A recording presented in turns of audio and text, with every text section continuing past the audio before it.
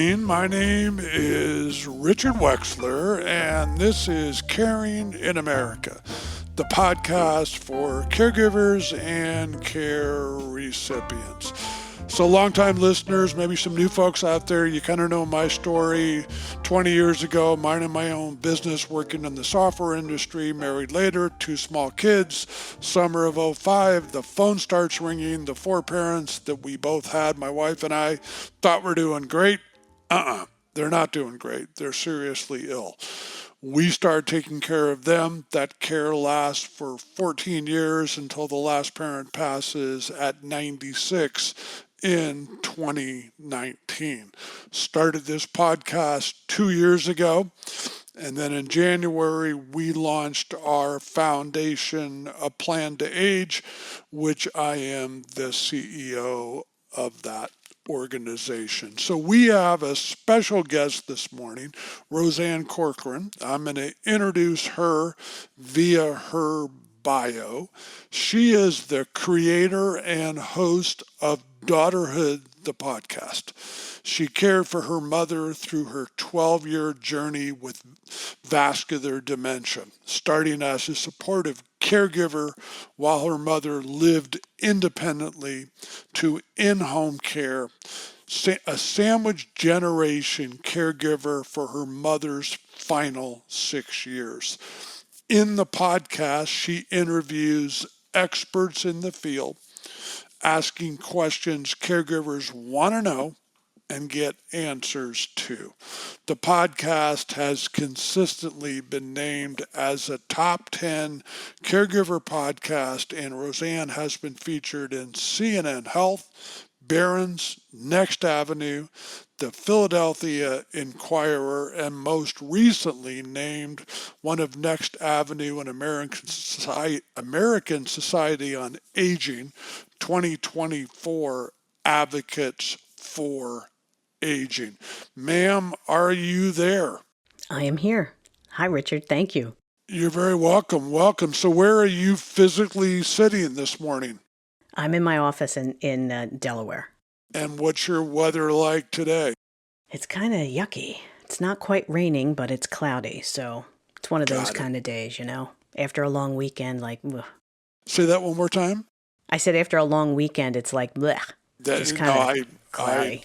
I totally get it. Well, as I mentioned in your bio, your mother and her 12-year journey.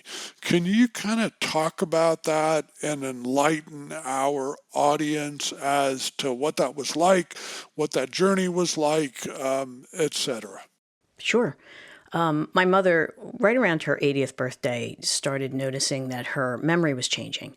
And she actually brought it up to me. And I thought, well, this is great. Like, you know, she's actually bringing it up. So it will be easier to maneuver and to talk to her doctors and to, you know, just move about this, right? And so it didn't work out that way because, as a lot of people know, part of dementia is that anosognosia, where they don't know that there's issues. Even if at one time they did, it can kind of go away. So I would go to her doctors, and the doctors would say, no, she's fine.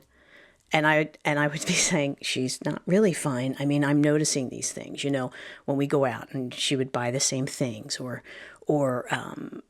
you know, she started to sleep later than she normally did, or she would start to isolate herself a little bit and not be as social as she was. Now, my mother was a social person.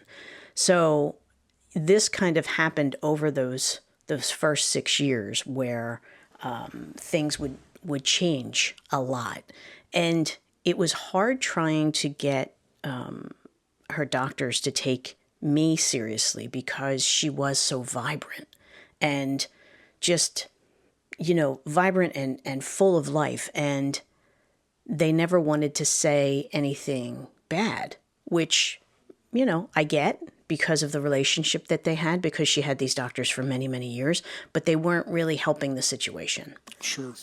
So I did, you know, I mean, she was still working, and you know, the dementia, it's not just like one day somebody says you have dementia and then the next day it's full blown like dementia. it's a process. So she went through, she was still working in her 80s. She was a hairdresser. She worked until she was 83. So, but the changes that I was seeing were also coinciding with people in her life that were passing. So, you start thinking, is this grief? Is this depression? Is this dementia? And the things that I were seeing were squarely in the dementia camp. But again, it was years before anybody actually said the words out loud.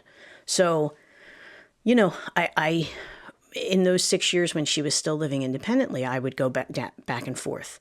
I lived about 20 minutes away. I would go down every morning. I would stay with her for till about 2 o'clock. I'd leave. I'd go and pick up my youngest from school. I'd take her home. I'd call my mom 3, 4 more times during the day to see how she was doing. Did you take your meds? That kind of stuff. And I'm not alone in that, Richard. People are doing this all over the country. Sure. And they just sometimes don't realize that they are actually a caregiver in the process of doing this, Yeah. So I was fortunate that I was able to take her to her doctor's appointments, and I knew all of these doctors. But even being on the ground floor, so to speak, of that, it still didn't help me in trying to do this because my siblings didn't. I'm the youngest of 4, and my siblings didn't want to acknowledge it. The doctors didn't want to acknowledge it. It was like I was on an island by myself. So when we finally moved her in with us, my daughter, my oldest was a senior in high school, and my youngest was in 8th grade, and I had a husband that traveled. So they actually, before we moved her in, I said to all of them, what do you think about this? And they said, if you don't, we're never going to see you, because that's how it had gotten to that point of sometimes I was going down twice a day. And, that changes your entire life. It changes your family life. It changes your life as a person. And you're trying to do all of this and still be part of your life. And that's the part that's really, really difficult in being a caregiver, that if you're not a caregiver, it kind of gets lost on people.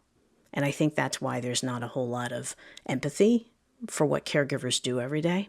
No, I mean, wow. And what you said is so interesting. A lot of people don't even really understand what the journey that they're on, and this actual word called caregiving.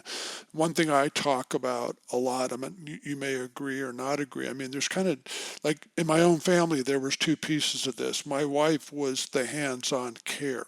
I called myself the project manager. I was the guy when I had 5 minutes, usually at midnight, when I had to get up at 6 to go back to work. But as that project manager, on Google 20 years ago, which was a lot different, reaching out for the help and support that we needed, not even knowing what help and support I was looking for, having just gotten involved in this whole issue. So the project manager part of it, the caregiving part of it, what did you learn through this journey? What did you take away from it? Well, I learned that people really don't understand it until they're in it, and how isolating it can be, and how detrimental to your own health and well-being it can be. But on the flip side, I also learned a lot about myself, and I learned a lot about my relationship with my mom and my relationship with everybody else in my life, really. Caregiving can clear that up in a hurry, Richard. I would agree. I tell these stories all the time. And sexist comment, it's usually the daughter-in-law, someone that's applying the actual hands-on care. Maybe she lives 5 miles down the road from mom. Maybe the brother lives across the country, yet the brother is calling her every week. Did you do this? Did you do that? Why are you doing this? Why didn't you do that? Again, this this little thing called caregiving that isn't little, and the effect it can have on your life, on your family's life, on the way, I've had a lot of older folks, and maybe this has happened to you, say to me, I don't want to be a burden on my kids, and I want to make Hmm. sure when I eventually pass, my kids are still close and talk to each other and do all sorts of things together. But I've seen in so many families, it doesn't always work like that. What are your Yeah. thoughts? Yeah. I mean, caregiving can blow up your relationships. It just can, because there is always that one person, and we see it all the time. It is usually that daughter. I'm not saying men don't care. That's not what I'm saying. But predominantly, it's women. And we talk about it a lot, where men can look at a situation and say, it's not my fault, it's the system's broken. Where Yeah, women can go, oh my goodness, I'm not doing enough. yeah, Why can't I figure this out? And it's like, you can't figure it out because it can't be figured out. And there's nothing to support you. So that also adds to the stress of caregiving. And there's so much that runs underneath when you're providing care, that it's not just, the managing the medications and going to the doctor's appointments and taking care of insurance and all of that. It's not just that. It's the feelings, it's the emotions underneath. And it's yeah, very hard to talk to people about it, because again, if they haven't done it, they don't get it. And they look at you, and then you take that as you're doing something wrong, or you're not doing it well enough, or whatever, and then you don't talk about it. And that's the part that really comes back yep, to bite you. yep.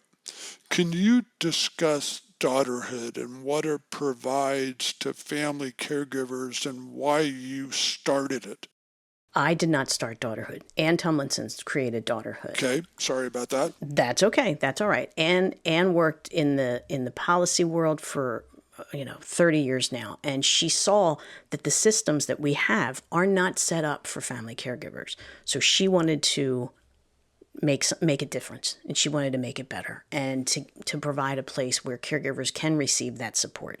So she started that in 2015, which, funny enough, was when I moved my mother into my house. So I found Daughterhood one very late night at 2 in the morning, trying to find resources, like you said, Richard, back in the day.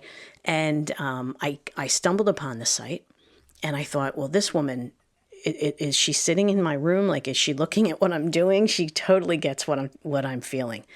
And I came to find out that they had these circles. They're support groups. We call them circles. It's friendlier. It's warmer.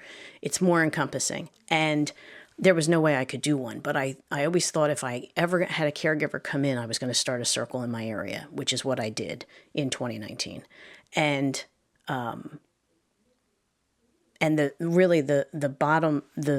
whole focus of Daughterhood is to provide that support. So our mission actually is to empower individuals, Sure. whoever, men, women, to navigate both the practical and the emotional sides of family caregiving.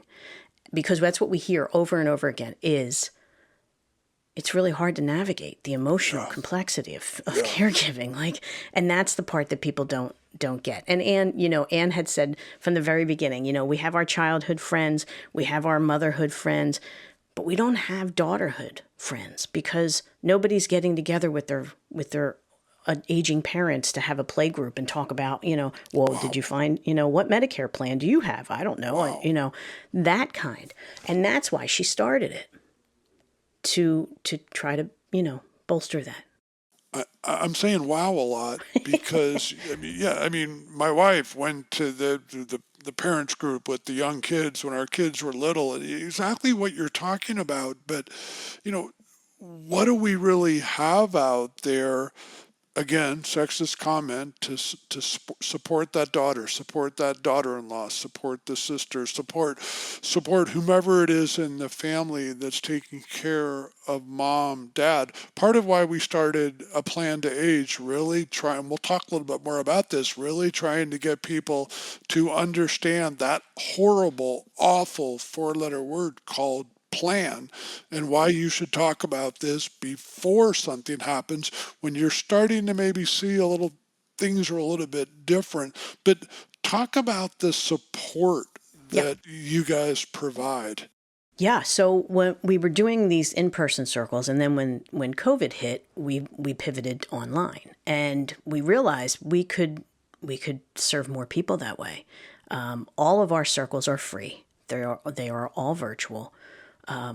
We have they're you know they're meant to be an opportunity for caregivers to be able to speak to each other and learn from each other. So we don't require anything of the caregivers that come. If they want to just listen, they listen. If they don't want to put their cameras on, they don't have to.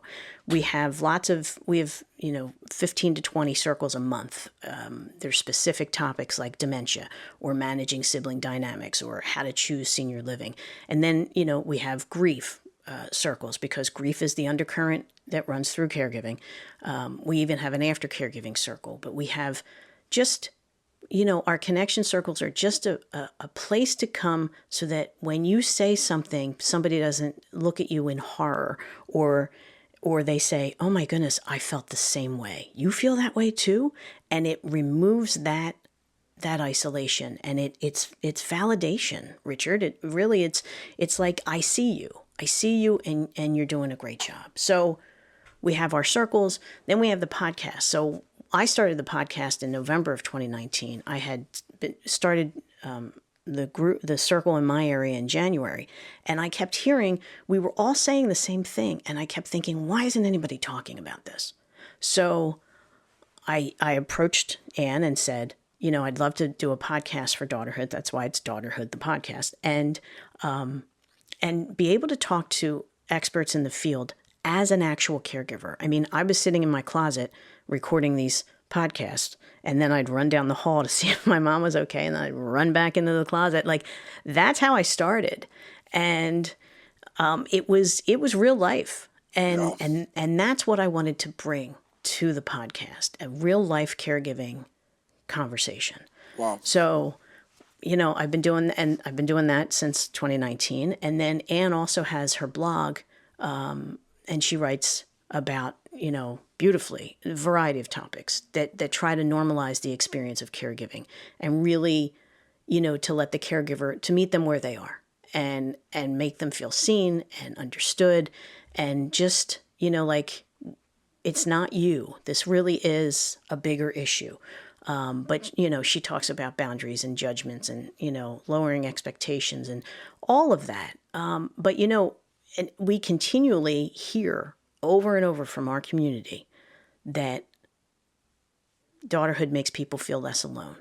And that really, it means so much. And I know that I felt that way from the minute I saw it. Yeah. And to be able to provide that consistently to people that are just struggling is, that's what we provide. Talking about the issues that caregivers feel. First of all, understanding, okay, you are now a caregiver. Mm-hmm. This is your reality. Maybe it's going to last a week, a month, a year, maybe 6 years, maybe 14 years. Mm-hmm. Talk about some of the common issues that you see that caregivers face. Well, isolation. Yep. Absolute overwhelm. Yep. Guilt and grief are the most common. And I think everybody feels that way at one point or another, or throughout the entire process. Because, things change with, your friends are understanding. And then after it keeps going and it keeps going, it's like, no, I can't go out. No, I can't. I'd love to talk to you, but I'm running, or I'm doing this, or I'm doing that.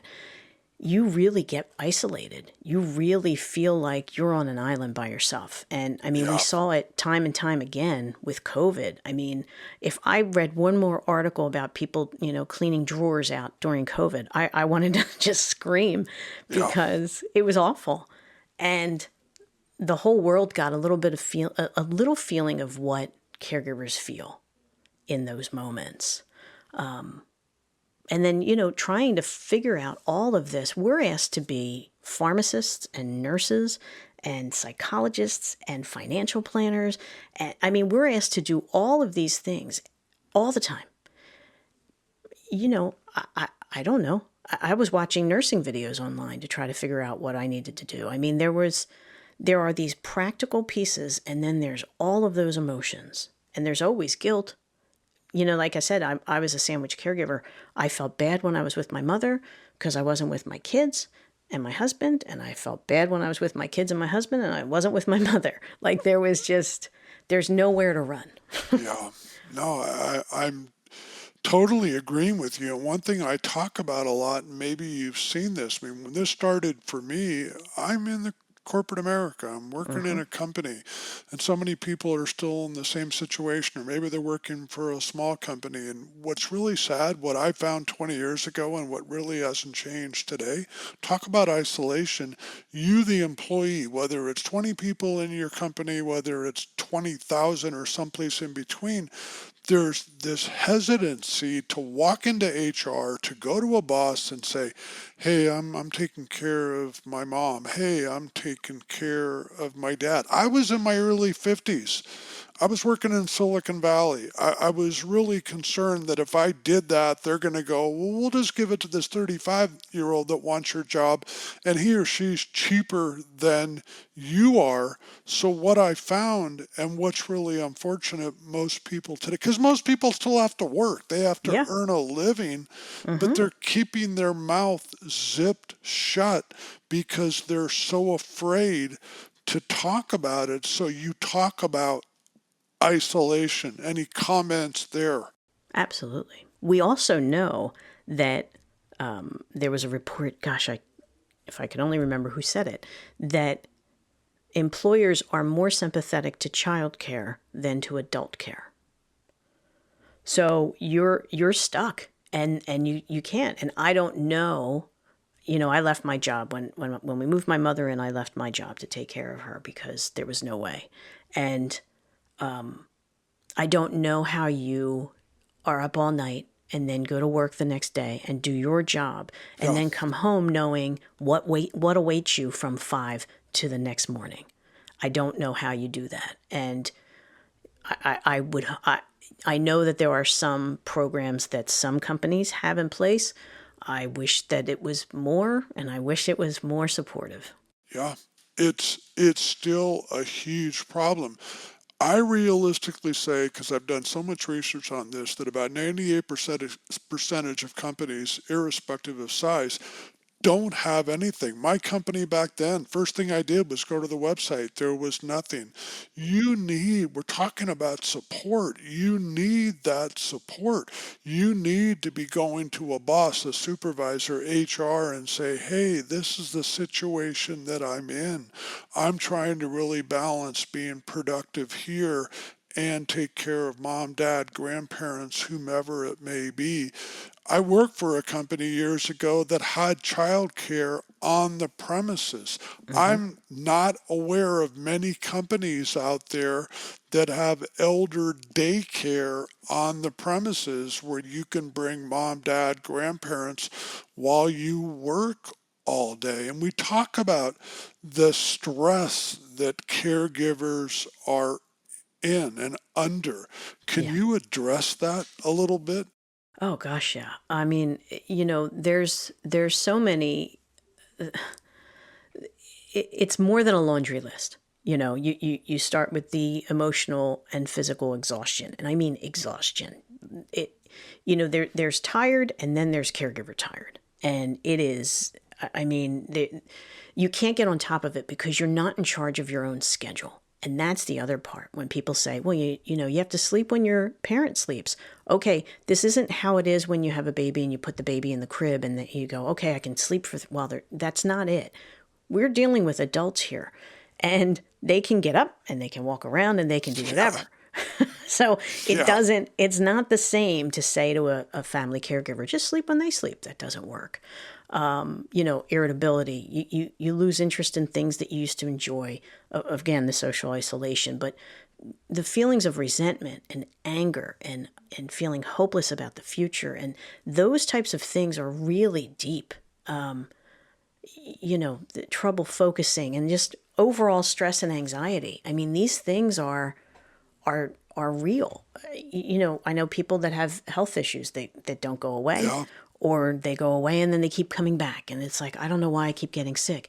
Yeah, I know why you keep getting sick. It's all of that. And those are the things that come with this, unfortunately. And they come from, not being able to meet your own needs and feeling responsible for somebody else's well-being. I mean, this is stress. It's stress at the top layer, trying to manage it all. And, gosh, boundaries, not having them or having porous ones are really, really hard. And you're trying to make everybody happy and you're trying to keep the peace. And with that, your boundaries kind of go by the wayside. Yeah. No, and we talk about all the time. I talk about it all the time about you really need to take care of yourself. This is so hard.